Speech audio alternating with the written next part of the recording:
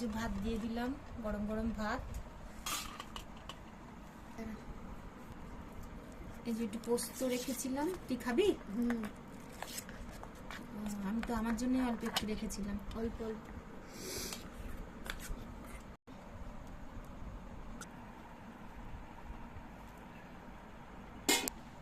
এনে শসা নিয়ে নে, ডিম দুটো নিয়ে নে,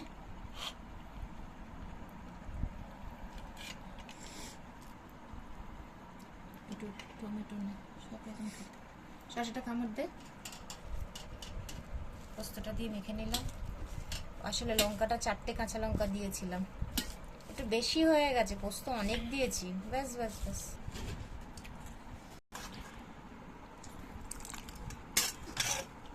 ব্যাস ব্যাস।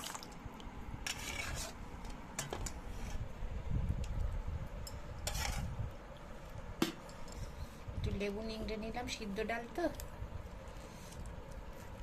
শোনো, যেও না, খেয়ে না, ভাত গরম গরম মেখে দিয়েছে।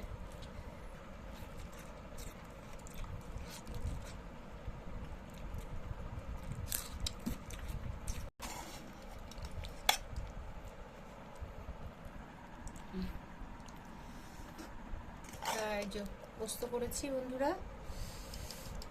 এই যে শুধু আলু পোস্ত কাঁচা লঙ্কা দিয়ে, একটু বেশি বেশি করে নিলাম, মানে অনেকদিন পোস্ত হয়নি। লেবু দিয়ে ভাতটা মেখে নিয়েছি, ডিমের পোচ আছে, পেঁয়াজ দিয়ে, সাথে শসা আছে। ও অসাম, নিরিমিষি হয়েছে, কিন্তু ডিমটা করলাম। মেয়ের সিদ্ধ, আমার পোচ।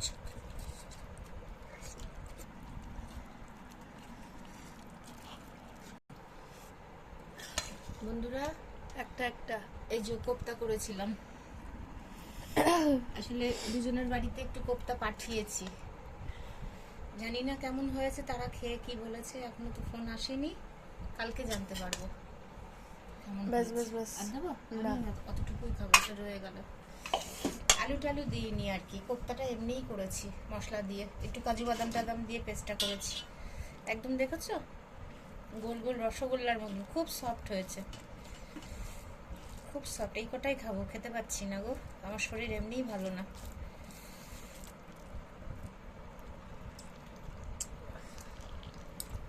চোখে ছিটকে আসে।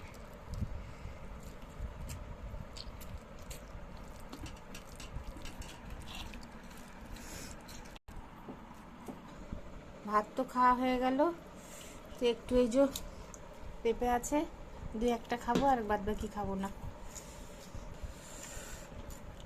বন্ধুরা, ফলটাও খাওয়া হয়ে গেল। সকলে ভালো থাকবেন, সুস্থ থাকবেন। শুভরাত্রি।